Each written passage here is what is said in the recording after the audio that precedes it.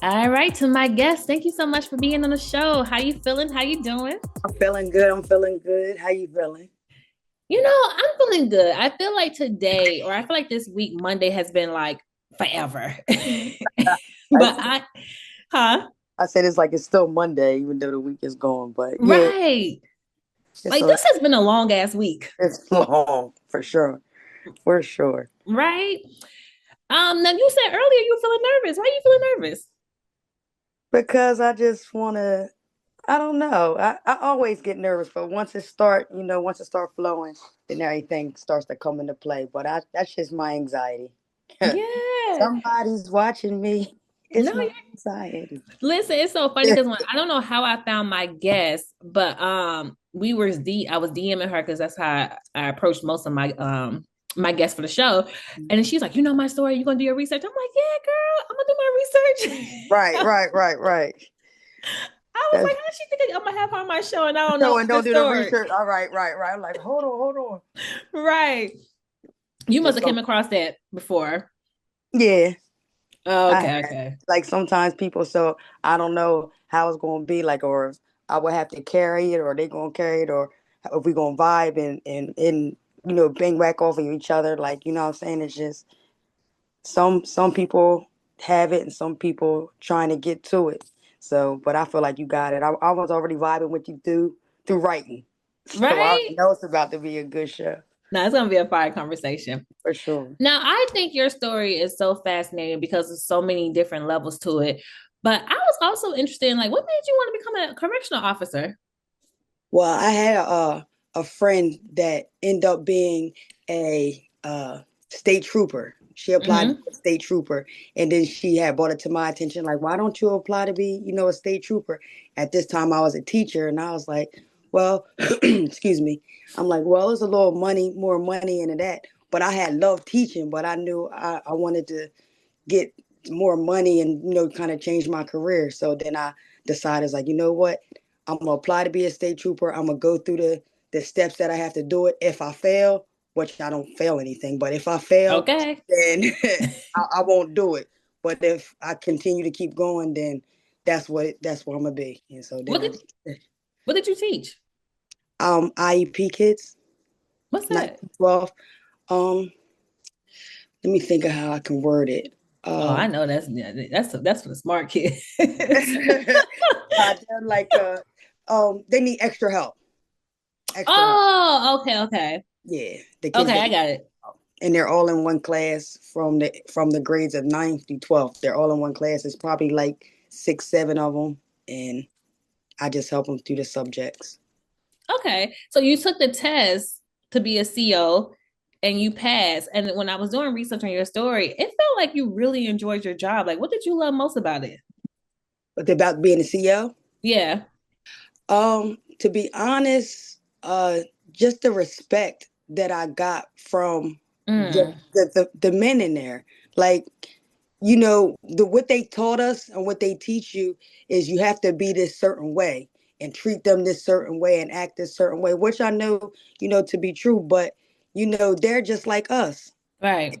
They're human. You don't got to go in there. They're already in there. They don't need extra help for you to pound on them and everything. So I Right. gave them respect. They gave me respect, and I enjoyed that. Like, that was a blessing to me, because they almost was just like, yo, I'll never let nothing happen to you. Like, I'm like, I appreciate that, y'all, but still my job is a job. Still Right. my job, So And how long were you a CO? 8 months. Oh, wow. So if everything didn't happen the way that it did, you think you would have still been a CO? No, I would have end up still probably being in law enforcement, but I wanted to move up. I'm probably like a detective, something outside of the prison. I definitely didn't want to be in the prison for 25, 30 years. I want to Yeah. elevate for sure. So as a correctional officer, what were your initial thoughts about the prison system and the people within it? Um, I had my different feelings about the prison system. Hmm. They pick and choose definitely who was going to get what and how they're going to be judged and what they're going to give to people. Um, Mm. so I hate saying a race card, but they protect their own. Like even with situation with me, it's just like the person that the same situation that happened with me happened to another person, and then he was a white male, and all he got was like fines. Yo, you know what's so crazy? So I was telling my homegirl about our conversation and your story. And she was like, she was black, wasn't she? And I was like, why you say that? And she was like, because I really do believe if she was a white woman, she wouldn't have went to jail. Do you Nope. feel like that? At one point, I tried to make myself like, no, it's not like that. It's not like that. It's not like that. And then the more I like looked at it, I'm like, ain't no way. Maybe it is, because I didn't want to do that race thing. Like, just this Because you like don't it's always like want to say it's about race, right? right. Like I don't want to do that. Like for me to say that, I'm like, yeah, that's cliche. Like I don't want to say that. But the more I was looking at stuff, and then I'm researching things, and I'm like, maybe it is. And then, like I said, the same thing happened to someone else maybe a few months later after my situation, and he got fines. So, Wow. and his thing is his accident. He actually ended up, I believe, accidentally killing two people. One being his father, and then another Wow. person, and a female. How did you find this tea out? It was in the paper, Mm, right around our area.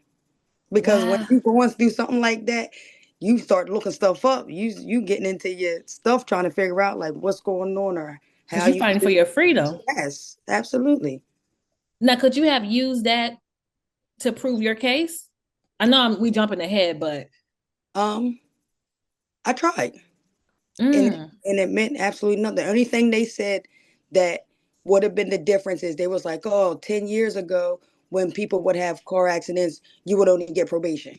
That's all the thing my lawyer kept saying. I'm like, well, this isn't 10 years ago. We're talking about the now. Don't tell me nothing about 10 years ago. What can we do now now, for me? right, But whatever the guy did to get whatever he got, I wish I would have had what he had. But right. But you know what? Everything happened for a that was reason for a because reason. Correct. yeah, because I do believe that your story, unfortunately, could happen to anybody. And I think by you sharing your story and letting people know what to do and what not to do, it would Mm-hmm. definitely help somebody else. You just never know, especially with being a black woman, because she said, I know if she was a white person, this would not have happened to her. Mm-hmm. I believe that. Sorry to say, but I believe that. I mean, we all entitled to our own opinions. So, Right. So walk us through the day of the accident and what you remember most about that moment. I said, so walk us through the day of the accident and what you remember most about that moment. okay, I remember Why are you smiling? because it's like it's such a weird story. Like it's so weird. So at this time, I didn't have locks because I, as you see, I have locks now. So at this time, I had something like the fork locks. Mm-hmm. So one of my braids came out in the front. So I had wanted my homegirl to braid it back up for me before I went to work, because I'm like, I am not going to work with this piece of hair up like this. Like this is not going Right. to work for me. So I went to her house, and she did my piece of hair for me. And I remember crying to her that day about something real private, like just me and her. I just opened up. So I'm crying to her about that. And then I was like, well, when I get home, this is what I'm going to do, XYZ. And she was like, all right, just let me know. And so then I started driving to work, and it just seemed like everything happened like so quick. I don't even feel like I was. It's like a blurry situation. It's so hard to like remember. Like as I was driving, I remember a car being in front of me, and I Mm-hmm. was able to pass. So I passed that car. Then it was another car in front of me, still dotted lines. I went to pass that car as well. But then the car that I was passing went to speed up on me. And when that car sped up, now we're sitting here, and I'm like, oh snap. Well, let me put the pedal to the Right. metal. So I sped up to try to beat this car. And then in this time frame, like going just like that, the lines turned solid. And Mm. then I'm That like, means you couldn't oh cross snap. over. Yeah. But mind you, I'm already on that other side, because I was already trying to cross. Right. But now they turn solid, and now I'm like, oh man, I gotta make a decision. But then when I like looked, now I see a car, which I'm in their lane now, coming towards me, and I look to my right, that car is parallel to me, and then I just remember trying to like turn the wheel as fast as I could and kind of like slam on the brake so that car can go in front of me, and I just remember me and the person colliding, but I didn't think that it was bad. I was just like, when I felt myself, and I was just like, oh wow, I'm alive. Oh, this must just be a fender bender. At this Mm. point, I was ejected from the car. I was outside of the car, in the grass, in the woods.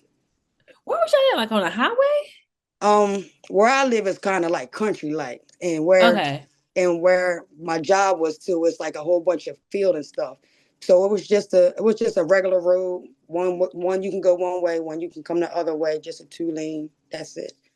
And I was laying outside. I was laying outside on the grass.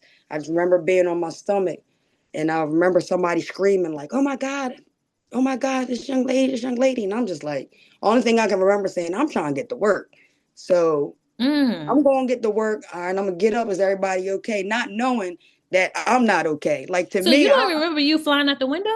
nope. And Oh, to be wow. honest, I'm gonna say this is God, because we can never try to figure this out. My window wasn't broken on because I got ejected on the passenger side. My window wasn't shattered, and I guess my door must have opened because no window was shattered. And the Wow. front and the front wasn't shattered neither. My windshield, like no windows were shattered or broken. So it must have. That's when I say God, I can show you pictures, girl. It's just Yeah. amazing. It's amazing. So when did you realize that you was in an accident? Like when did it hit you? Uh, when they Like the said, severity of it. yeah, when they said, when I was in the helicopter, when I was in a helicopter, and they were asking me all these questions. What's your name? How old are you? What's the president? And asking me all these questions, and I just remember like, Oh, it was hold bad when on. they asked you And who's the president. right. Right. And I definitely didn't want to say who at that time. I was like, Oh, it's man, the same nigga we got today. yup, yup, yup, absolutely. So I'm like, man, I just remember it felt like everything started to close in on me. And I'm You was like, about to oh black my out. God, y'all. And I'm like, I'm like, and then I asked them, I'm like, oh, I'm about to die. I'm like, because I'm in a helicopter. Like, this has got to be bad. You in a helicopter. They're like, no, you're not about to die. I'm like, all right, please don't let me die. I got a twin sister and she can't make it without me. Whatever you do, just please bring me Mm. back. And then after that, that was it. I don't remember anything after that. So when you woke up and realized you was paralyzed, what was your first thought? Like, who told you you was paralyzed? So did you kind of knew? Did you know when you woke up and you couldn't feel your legs? No, when I woke up, I didn't know anything. I just thought I was in the hospital and my legs were just broken because I'm not paralyzed. It's more to the story and we're gonna get to it. Right. But I'm not paralyzed. But when I woke up, I just thought like it was just a regular car accident. Maybe my legs were just broken and we're gonna fix it and I'm gonna go about my way. I'm about to start life again. I probably just gotta do a little here and there therapy and go Yo, on about. you was thinking that it was something light. Yeah, I never thought this at all. Like, and my mom and them kept saying like, I kept telling people like, oh yeah, I'm about to go home in a couple days. Like, don't y'all worry. They was like, is she medicated? They like, yeah. They was like, don't listen to anything she's saying.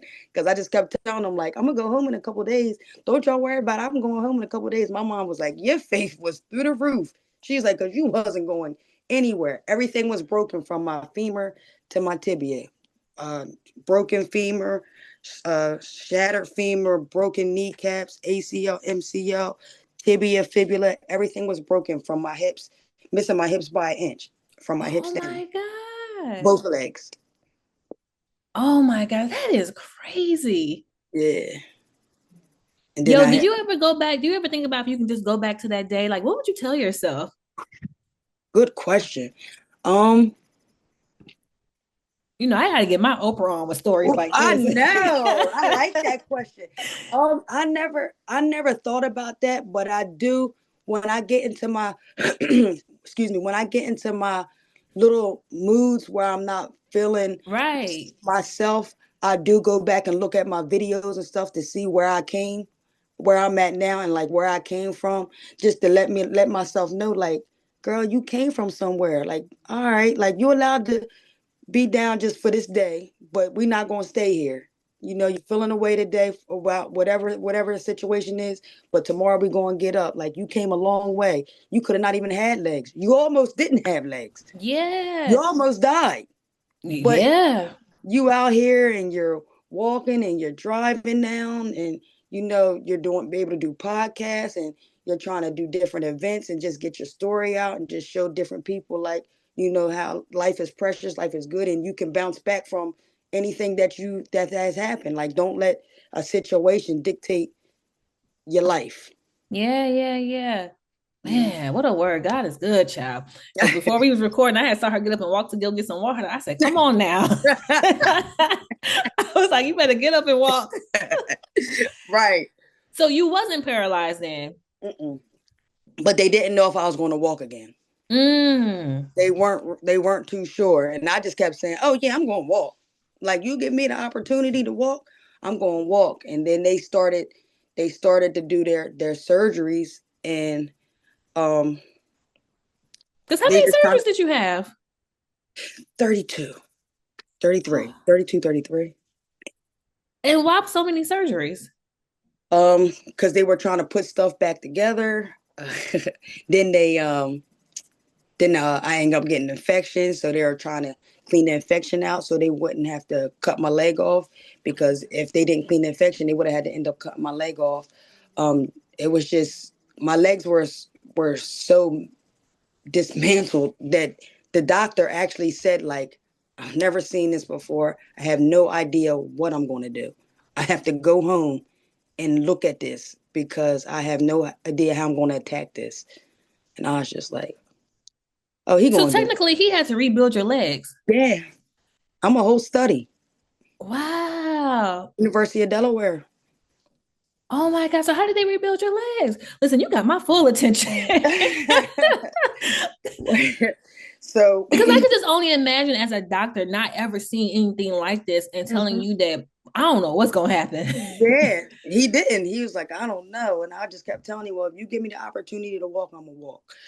So they started out with just a lot of screws and plates and just anything that just try to put my bones and stuff back together inside my leg because he didn't want he was trying to make sure I didn't have a lot of scars and scrapes and cutting knives and stuff. He was like, that was his one thing that I found so like nice about him. He's like, I don't want to keep cutting your legs and you look like you Mm. got a roadmap. He's like, you still a young woman.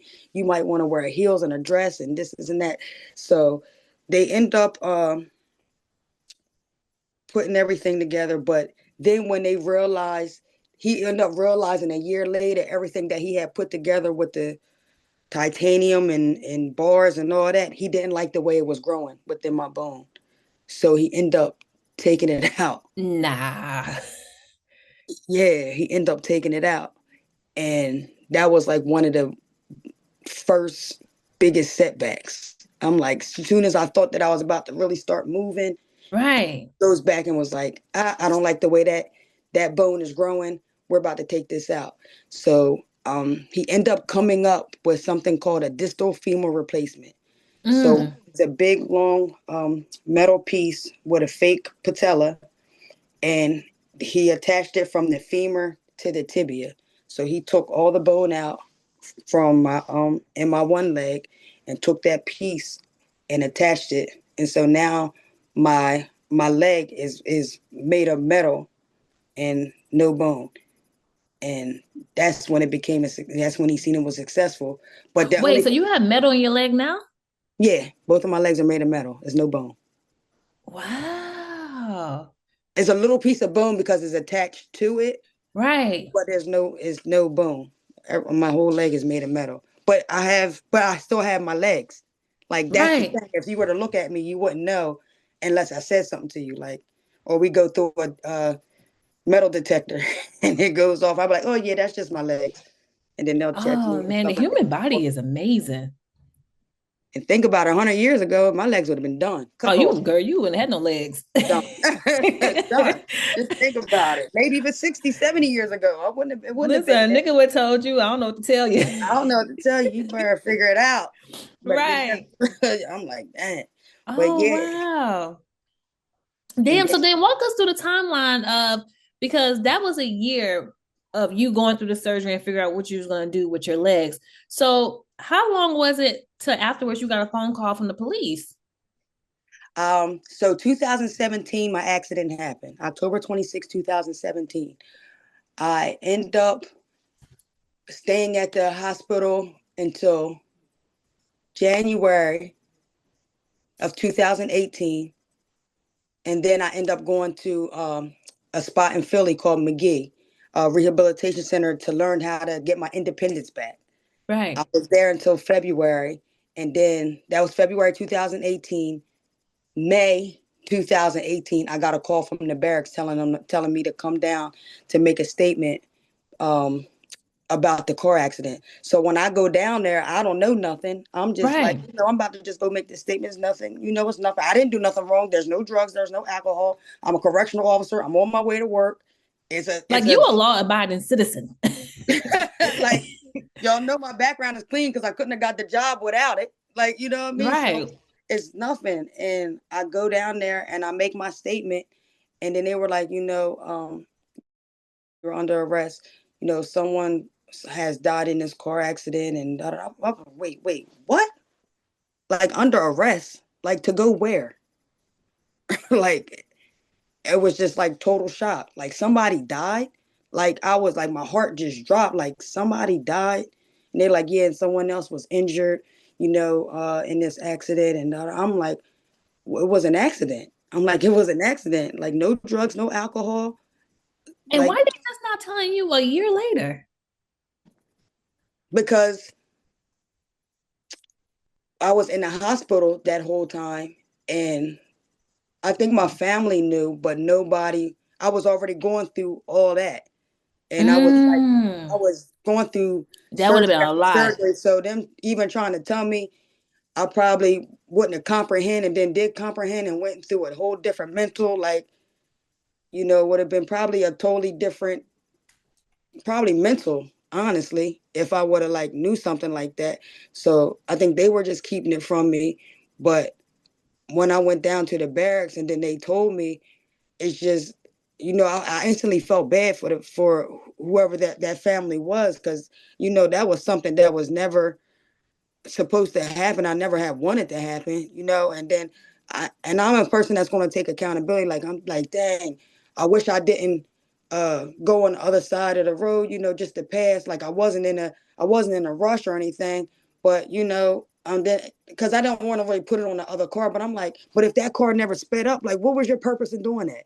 Right. What were you trying to accomplish? Like for what? And then I was, it's just a lot of different thoughts that go through your head, but it happened how it happened, and I'll take accountability for it. I did my time.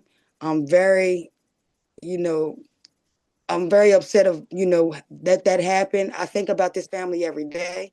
I wake up and I'm like this, so I always think about the family. I just hope that they're doing okay, because even though I'm alive, someone has lost a life in the midst of me with that Right. accident.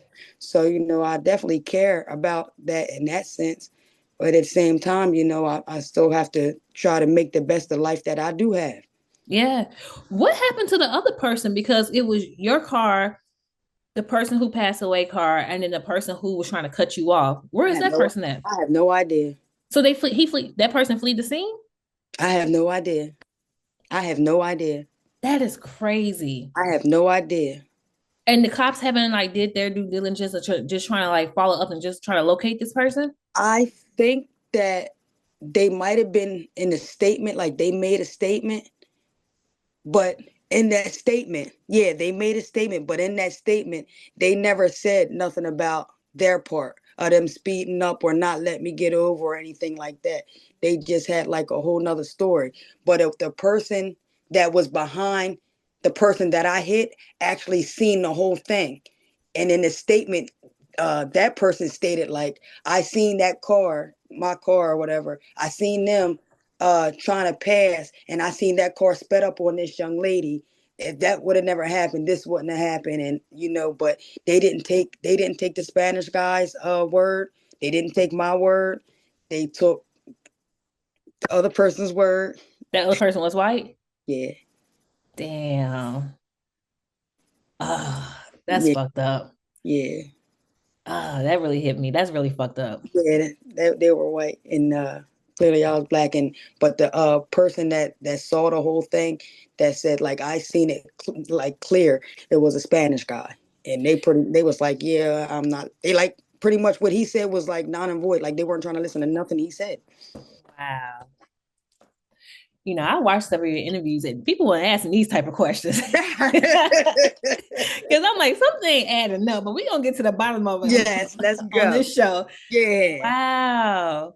That's crazy. And I'm pretty sure because you in the boonies, because you heading to work, so it really ain't no street cameras. So, Nope, it was no cameras out there because they were looking like trying to see, but it was no cameras from nowhere. And I'm glad it was at the daytime too because it's dark.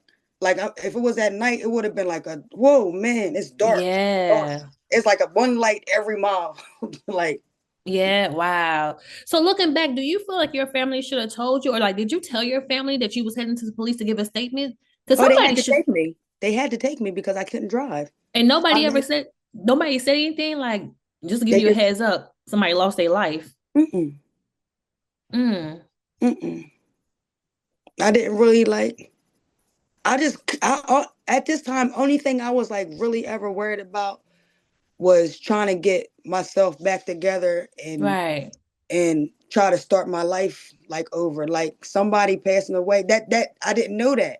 right, So like me going to the police station didn't mean anything. Like didn't scare me because I'm like, all right, I gonna make a statement. Like, all right, I got time. I got time today. Like, like whatever. right. Mm. So you were arrested. What were you charged with? I end up being charged with second degree public it's called public health and safety and fourth degree aggravated assault. Um, and my public health and safety uh, charge is equivalent to a traffic ticket. A traffic ticket.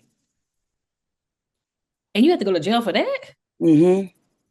And everybody always say that because they were like, hold on, what do you mean by that? Like that public health and safety, that's a traffic ticket. A traffic ticket. Like they'll say public health and safety, but I guess it's like because it was a death, a death in the situation. So that's why I end up going to prison. Mm. And did you go to trial? We never went to trial. We just came up on the public health and safety and the fourth degree aggravated assault. We never even took it to trial. I'm gonna be honest with you. My money didn't have trial. Right, I didn't have trial money. right. And nobody, like, was it even a part of the conversation? The crazy thing is when they first end up coming up with something, I was only going to get like a few months. They had me like 6 or 9 months. But then if I would have got 6 or 9 months, that would have been considered jail time. And then if I wasn't in jail, I would apply for ISP, and then I would have been home Mm, because ISP intensive supervision. So I would have been home, but the family wanted prison time. They wanted me to serve time. So I had to get over that 366. So they had to find something to get over that year so I could serve prison time. and you never met the family. You have no, like, you I've seen don't, them in the court. I Hmm. want to ask the question. Yeah, I've seen them in court, but we've never talked. We've never And they said didn't want to anything. talk to you or like just to, Mm-mm. The only thing they ever did to me was give me bad looks, and I did nothing. I'm not going to feed into it. I yeah. understood how they were feeling. I understand, but another part of me and knowing my heart, I'm just like, if you would have got a chance to know me, or if you were to get to know me, when your emotions were to calm down or ever calm down, I'm not what you would hate. Like I understand how you feeling, but this is not even my style. But like I said, there was no drugs, there was no alcohol. It was a legit accident. Yeah. It was just wrong place at the wrong time. Mm. So, as a former correctional officer, how did it feel to suddenly find yourself on the other side of the system? I was nervous, and Yeah. women prison is definitely different. Definitely different than a male prison. And I worked in an all male. Women are ruthless. It was crazy up there. You know what's so crazy? I interviewed a CEO. Well, she's retired now, but she used to work at Mhm. Rikers, and she said the same. Girl, exactly. And she from Harlem, so I was like, girl. Good But she that said the same thing. She was like, I work with niggas all day. She said, but working with women, she said, nah, they different. they different. They different. I just I was nervous because of the situation. Like me going to prison, like I've never been that type of a female in like high school or even growing up. Like I was never that fighter. I was like, everybody loved me and I was like, very social, stuff like that. So for me to go to prison, I'm like, all right, how am I make this work? And at the same time, I'm in a wheelchair. So I'm like, I ain't trying to come in here and look like no punk either. But at the same time, I'm like, I got one job only, to get in and out as quick as possible. That's number one, and to get out unscathed. And so but being in there, being in there, um, being that I worked in the mail, and also got taught how to work for the system. I knew how to maneuver when I was an inmate, if that Right. makes sense. Like, I just like it was yeah, I just knew how to maneuver. Like not nothing to be like sneaky or anything. Just know how to, like, this is like this is like this. I know how to do this. So I just did what I needed to do every day, and when it was lights out, it was lights out for me. That was it. Right. How did the inmates and how did the COs treat you, knowing your background? The funny thing is, this some of the CEOs that were there were friends of mine. Were a few females that were friends of mine because we were in the academy together. Oh, wow. That And is then crazy. when I was in the hospital, they came with me, cried with me, FaceTime me. And then when I got in there, they had to do their job. And honestly, I just act like I didn't know them. And I wanted them to act like they didn't know me. When I was in prison, nobody knew I was a CEO, other than if you knew I was a CEO because you went to the academy with me. Nobody knew that. I kept that quiet for that whole time Mm. because I seen what people did it to CEOs That's what less. I'm saying. So, I mean, that's the beauty of you knowing, because you used to work there, so you know how to navigate it because that's like a survivor tactic. Yeah. But the funny thing, I tell a story. I'm like, you know, I actually, I actually had to become them, and Yeah. it wasn't on purpose. Like just being around them, I became an inmate because that's how I had to move like them. I wasn't gonna move like a CEO being an inmate, Right, So like right. I ended up moving like an inmate, and then like when I came home, I was like, I was honestly It wasn't long, but I was You institutionalized. institutionalized. Yeah. I was like, oh my God. Like, oh my God. It Yo, was it's so funny you said that. I used to work at this luxury store in the city, and this rapper came in, right? And he was low-key trying to talk to me. But I was like counting money or something. And this white guy, he didn't know who this nigga was. He was standing right behind him trying to check out. And so when I tell you the rapper started like fucking bugging out. And I'm like, damn, this nigga's because he's been in jail like a lot throughout the years. And I'm Mhm. like, yo, he's really institutionalized. So the white man, he got uncomfortable. So he went to the Right. register downstairs. And the black guy was just like, the rapper was like, I just don't like when people stand close to me. I don't like it. Like, I need my personal Hmm. space. Like, that shit, Hmm. it's too much. Like, I ain't trying to be rude. And I was like, yo, that is a real It's thing. a real thing. It's a real thing. And like I Yeah. said, I wasn't in there long. I did a year, but imagine the people that does more than that. I was only a year, and I became institutionalized when I came home. Like Wait, I thought you I'm did 4 years. no a 4 year sentence. 4 years. Oh, okay, okay. I got out on parole in a year. Okay, good, good, good. So Thank in what God. yeah, But yeah, yeah. So in what ways did you notice that you was institutionalized? when I came home, and I'm like, I'm out and I'm like, why? I'm like looking around, like watching people or just, Paranoid. yeah, like I'm like, this is family. Like, why am I acting like this? Like, it Mm. was a lot of my mental was like so different, and it was crazy because I didn't even want to leave my house to do anything. They were throwing me a surprise party, when I got out of prison. And they had to pretty much tell me because I was like, I don't want to leave home because I just felt like when I went to prison, I was snatched. Like my feelings like I was snatched from my home.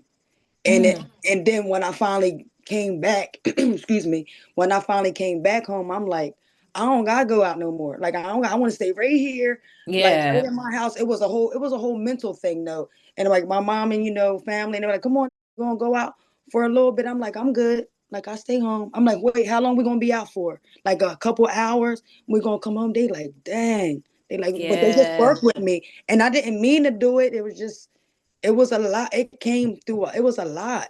I didn't mean Yeah. to. You also mentioned that in women prisons, they're not as accessible for people with disabilities as men, which I found really interesting. Why do you think that is? I don't think I know. That's number one. That's I a mean, fact. well, yeah. Because I'm But like, people, disabilities are like very common. You know what I'm saying? So I'm just right, surprised that places like this, like everybody should be accessible for those who have disabilities. correct. It's So 2025. at this point, correct, right. Right. So I when I was trying to work on getting parole, I was trying to get these different classes to work and do so when parole came up, they can see it on my papers and stuff like, she's just not in here, she's doing XYZ. Well, these classes were places where it ain't like I could walk up the steps. And, Mm, and, and they didn't they couldn't take me up the steps in my wheelchair because this is an old prison and a lot of things are just messed up. So they're not letting another inmate do that and not trying to get no lawsuits, and an officer's not going to do it. So these places that they were having these classes weren't accessible for someone with disability. But so I had made a big stink about it, and I'm like, when parole come around, how I'm gonna sit there and tell them like I didn't get to do nothing due to the fact that because I can't get to there. It's not because I don't want to. I can't get to them. I physically can't get I there. physically can't do it. Right. And there've been other women that came through there that didn't care to, I guess, want to try to work hard to get out or try to get these different things. Like, okay, I'm in a wheelchair. They said we can't get up here. I'm just not going to go. Not Right. me. Not me. I'm trying to do something. I'm trying to be productive. I'm trying to go home. Yeah, yeah. Fastest way, best way possible. So I had wrote the ombudsman, and the crazy thing is, I end up getting sent to go to the halfway house. The day I was packing to go to the halfway house, something went through that they have for the disability women, uh, to have classes in another area where the women that are disabled that are in the wheelchairs will be able to go to that area to get the classes for whatever we needed the classes Mm. for. But now I was leaving, but I did something, and hopefully they still got that for the women that are there. Yeah. I can only imagine how many times you probably felt hopeless. A lot, Yeah. even still to the day sometimes. Mm. Just like it just sometimes it hits me. That's why I say sometimes I gotta go back and look and see different things that I've done to let myself know like you still here, like you did it, you're doing it. Like continue to do it. Don't stop being so hard on yourself. Like Yeah. what? Like it's okay. Like everybody keeps saying to me, a lot of people would have gave up. Like you didn't That's give a up. fact. This and that, and giving up was never an option. Like when Mm. my doctor was just like, yeah, she's definitely heavily medicated because I kept telling him, oh yeah, like I'm going to walk again, and he was like, I don't know if she's going to walk. I'm like, I'm going to walk. They're like, Yeah. he's like a little high. I'm like, no, I'm not. Probably am, but Right. But I'm two things still could be I'm true. still I'm going, gonna yeah, I'm still walk. going to Right. walk. And then Right. when he see me, after everything was all said and done, and I came in there, he came in that room, had his paper, was like, "This the same person?" I'm like, Mm. "How you doing, Doc?" He's like, "Yo, you can't be the same person." I was like, "You caught me at a bad time. I don't look like that on a I don't look like that on a normal basis. Like it's Right, all good." right. He was like, "Wow." And then he watched the progression of me like walking and The everything. determination. Yeah, and he was like, wow. He Yeah. sits back and like, look at my work.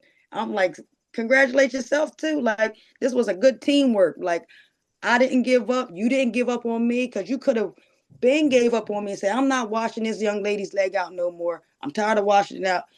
It's infected. We're gonna cut it off and be done with it. Like he never felt like that. Every time it was something, he was so into it. Like this is what we're gonna do. This is what we're gonna do. I love my doctor. Like Yeah. for my book and when I get like big on stage and have my big break with my motivational speaking, like he's gonna be there in the crowd. I need to give that man his the love because he did it. He did it for me. Yeah.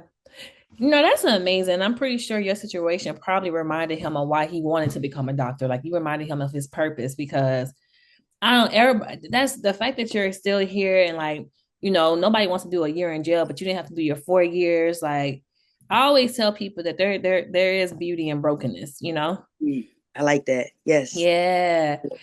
Now, did you have any like did you make any friends or do you feel like anybody like looked out after you as far as like the inmates? When I was in there, Yeah. yeah, I did. I actually have a couple of people that I actually still talk to. We JPay Oh, cool. and everything. I got two of my bunkies actually. We JPay, and then one of my bunkies we actually That talk. good old Like, JPay. yeah, everybody know JPay. If you know, you know. Everybody know You know, JPay. you know, you know. Right.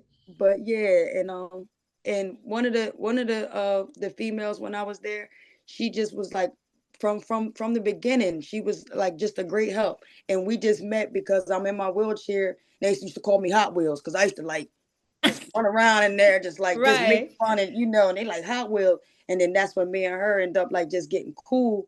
And then she would like cook in the microwave for me and stuff. And just like, and then we just end up getting closer. Because at one point I was by myself. Like I didn't want to talk to nobody. I didn't know nobody and stuff. You just trying to But make it and survive and yeah, come back home. Right. right, right.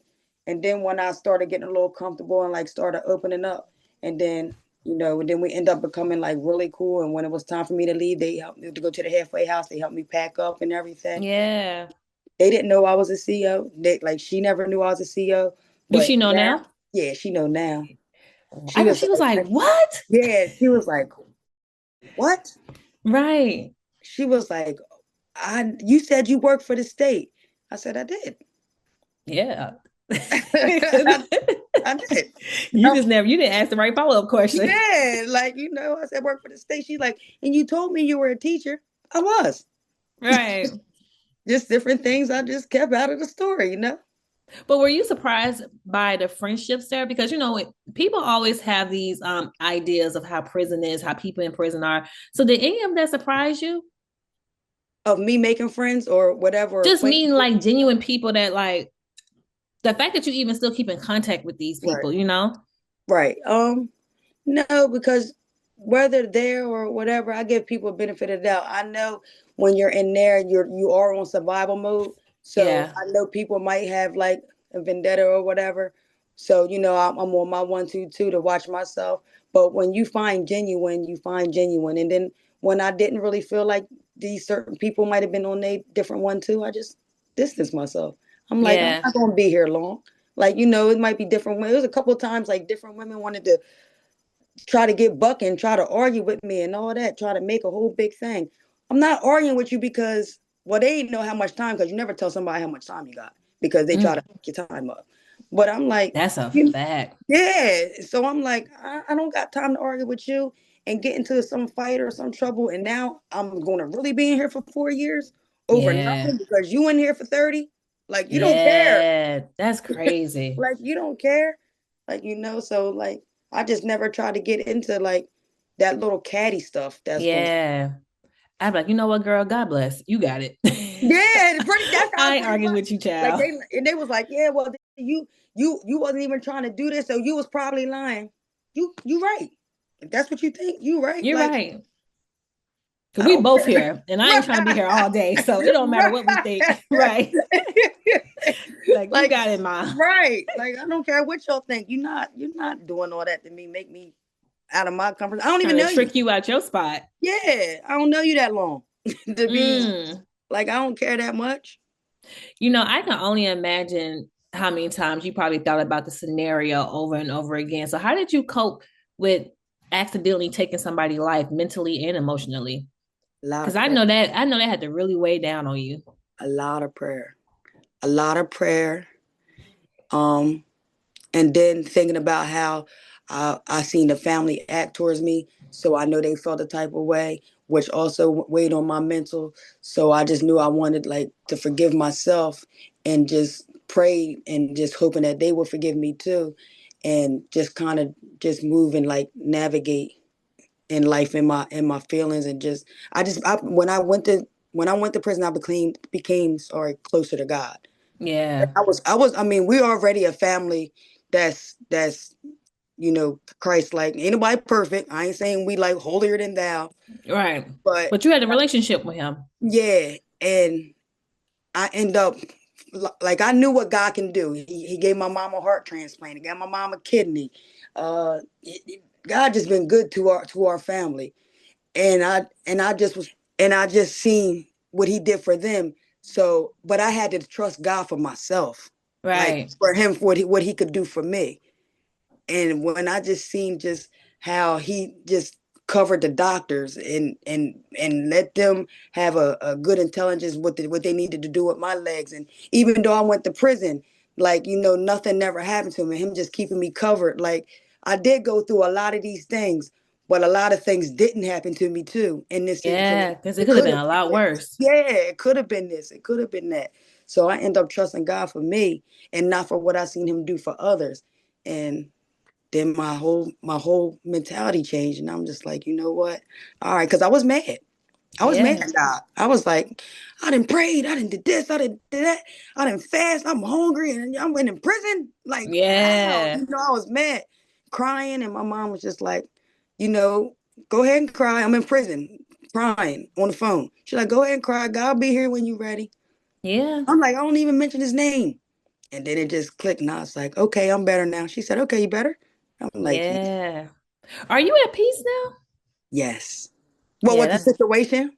yeah, just with everything you've been through, with the Yes. situation, with the Yes. person losing his life, like Yes. what did that look like for you? That happened. Like when That, did you that know you was was at peace? when I was in prison, Mm. and I let everything go. And I was just like, you know what? Because that family, just knowing that they had that control over me of whether I'm going to go to prison or not and all that, like that was a like a rough feeling, like just knowing that somebody had that control over you, because they didn't like me, because of the situation. But after everything had happened, I just pretty much was just like, you know God, I'm gonna just leave it in your hands. Your will is your way, and anything that happens from here on out, like I'm just trusting you. It's just Yeah. it's just all with you.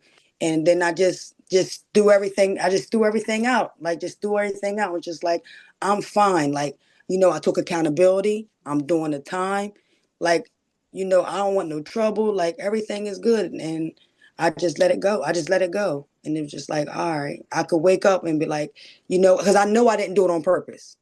Yeah. There was no purpose. And then on top of that, being facts, there was no drugs or alcohol. So I don't have that. I don't have that like hanging over me like, oh, I wish I didn't do this. I wish I didn't do that. No, like it And have wasn't you that. ever been in an accident before? Yes, I was in an Okay. accident before. Um, Mm. in 2004, my car hydroplaned and flipped Okay. and landed. But only thing that came out of that was me having a broken ankle. That was And like Crazy. Because the reason why I asked that, because I'm just thinking, like, if they would have did their due diligence, they would have seen that you really didn't have a record. Like, of course, because of the weather, we gonna all hydroplane, but like the fact that you were treated this way and you had to, obviously you was being accountable, but it was also like, damn, like it was truly an accident. Accident. Right. Yeah. If they would have pulled just different things, they would have seen like I'm Like you not had a on clean paper for record. nothing. Right. Right. I say I ain't on paper for nothing. Mm. So since gaining your freedom, because you were free on the same day, 4 years later, that Yeah. you were arrested, what was the most difficult part about adjusting to life after prison? Good question. Um, I don't other than being institutionalized, like I said, um, I don't think it was really hard to adjust. I did, but I did have a lot of trust issues, even Mm, with people like, just not knowing or not sure. My trust did change in how I looked at people, but just to adjust back to life again, it kind of came pretty easy because like my family, they tried to like put me back into life. Like soon as I came out, like I think Telfair was out and all that, so they got me like not you popped want up. to tell Feezy bad. Yeah, and I was like, I'm like, what's this? My sister's like, this is out right now. And I'm like, who is it? There's like, Right. I'm like, I don't know. Then hearing these new songs, well, they were new to me and listening to the songs, I'm like, oh, this song is hot. They like, this is old. I'm like, it's new to me. Stop doing it. Right, Y'all like right. stop doing that. Y'all gotta give me some grace here. Like, Right. but the family, they was like by my side and helped me to get back in as fast as I could or as easy as I could and try to make it like everything was still normal. They didn't try to make me uncomfortable or anything. They just trying to make me feel as normal as possible to get back. Yeah. I would think also, with you also having issues with trusting people, but I would say that you probably didn't trust being in cars anymore. Ooh, that took time. Yeah, That because I'd be took nervous as hell getting in the That car. took time. That took so much time. And the crazy thing is when I had first went from the hospital to the rehabilitation center in Philly, they had me in the back of the ambulance and I was just like, I can't. Like I was just nervous just being in that. That was the first time being in Right. the car since the accident. And then when I finally went home, my dad comes pick me up from Philly and he's probably driving like speed limit on the highway. Like I'm just so nervous. I'm like, okay. Like, but as time went on, and but mind you, this is years though of time going on. Then it got easier. But even still to this day, if I'm driving and there's another car just like coming to me in that type of like lane the way it was, it makes me nervous. Like I'll Mm. start slowing down. I'm trying to see what are they about to do so I can figure out what I'm going to do. I just hope you're just going to keep going straight because but yeah, I'm still nervous to this day. Like I can't I hate that type of street where it looks like somebody's coming to me. That doesn't I don't I like that. mean, it's triggering. Like I can only imagine how you like tense up. Yes, Yeah. I So do. when did you first realize that walking again might be possible? Um, good question. When I could take a few steps with my walker, but it was like Mm-hmm. hard few steps, but a few steps with my walker. Um, when I was able to stand for the first time, like doing, like a get up and stand or whatever. Right. When I was able to do that, I'm like, oh, we getting somewhere. Like we getting somewhere. But it took time and all that to even get there. Like at one point I couldn't even wiggle my toes. Like that's how it started out. I had to start out exercising, trying to wiggle your toes. And I couldn't Mm. do that for a long time. So this process was years. Like me now, and I'm probably walking good now for like 2 years. And this is Mm. going on 8 years. Wow. And are you able to drive? Hmm. Yep. Wow, that's amazing. Yeah. But it took time to get behind the wheel though. I didn't want to. but Right. I didn't want to. I was like, yeah, yeah, I'm good. I don't got to drive. I let other people drive me around. But then I'm like, all right, Child, now I I'm would not tired get, of, yeah.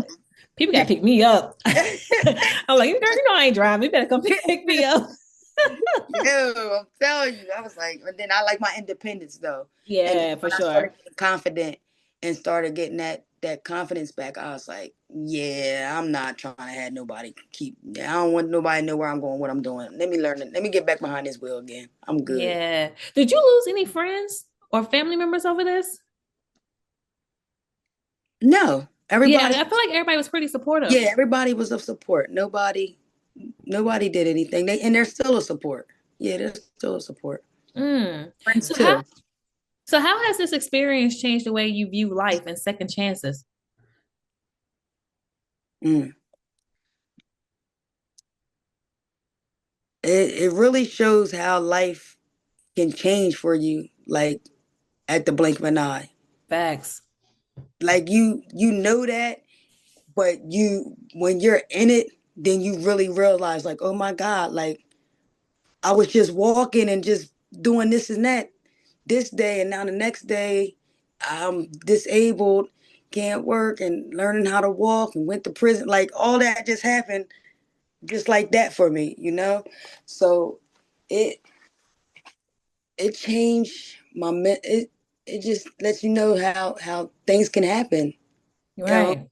in your life and when you least expect it. But even with that happening, you know, I think everybody deserves a second chance depending on what the different things are, you know, because mistakes happen. Nobody's Hmm. perfect.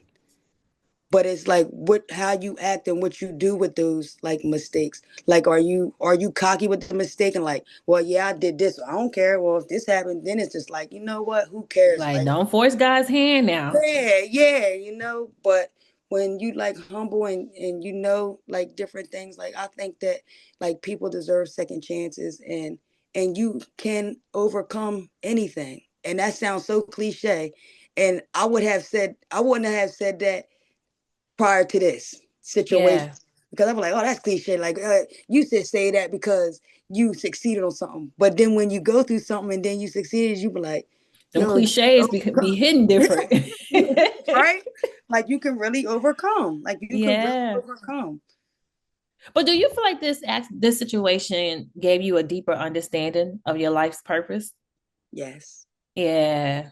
because I always wanted to do not like podcasts per se, but like I always wanted to be in that like communications because that's what I first went to college for. Is like for communication. So I always wanted to Mm. do, like the journalisms and the interviews. I always actually like wanted to do radio and stuff. So Look at God using you to share your story on other people's on platforms. platforms, right? You know, so I was Right. just like, wow, like prior to this accident, I didn't have a story to be able to do this with for this to happen. No, But you had now, a story. You had to just rediscover it in a different way. okay, okay. We all got a story. Yeah, we are. Everybody, you're right. Everybody has a story. Yeah. Everybody has a story. But I Because don't this say my accident story didn't was bad. define you. Yeah, but this story is a lot better than I I guess what mean, it definitely caught my attention. and I appreciate that. I appreciate that. And last but not least, what message would you share with someone struggling to forgive themselves for a tragic mistake? Because this would have broke a lot of people. Hmm. Take your time. Mm, Give yourself grace. You're not perfect. Nobody's perfect. You're human. You know, just continue to pray. Or, you know, if that's what they do, continue to pray and take one day at a time. And right. if one day is too long, do 1 hour. If 1 hour is too long, then do 1 minute. If 1 minute is too long, do 1 second. However you gotta do it, just take your time. Yeah. This was amazing. I'm so happy we were able to do I do. this. Like I this, do. I'm almost done with my season 2. And Oh, this was fire. So I really appreciate you for allowing me to be a part of your story. I appreciate you too. I appreciate Yay. you. You fly. You fly. Yeah, you was fun. Yeah, you was fun. You was Yay. fun. Okay. I was so nervous because I was like, oh my God, I didn't get the link. I'm like, she's probably gonna think I'm playing. I was like, I ain't playing. I was like, I can't find it. But Child. So she's talking about, so when I reach out to people, there's a system that I use that send like automatic alerts, notifications, reminders, all that good stuff. And she wasn't receiving anything. So I go to the program, y'all, and the shit was turned off. Remind you, I don't turn nothing off. So I'm like, yo, this has been like the longest week. So then I sent her the link to record via Zoom, okay. and I sent it to her twice and she didn't receive it. I was like, yo, I Something can't you knew wait for something Friday was to come. you knew something was yeah. Yeah. Because it was crazy, but I'm really excited that we were able to do this, because I always tell people you never know how your storyline can be someone else's lifeline. So I Yeah. really appreciate this, and I just can't wait to see what everybody have to say. Thank you. Thank And you. to, yes, of course. And to the listeners, if you have any questions, comments, or concerns, please make sure to email me at hello@thephcpodcast.com. And until next time, everyone, later. Later. Okay. Have a good day on purpose. Okay.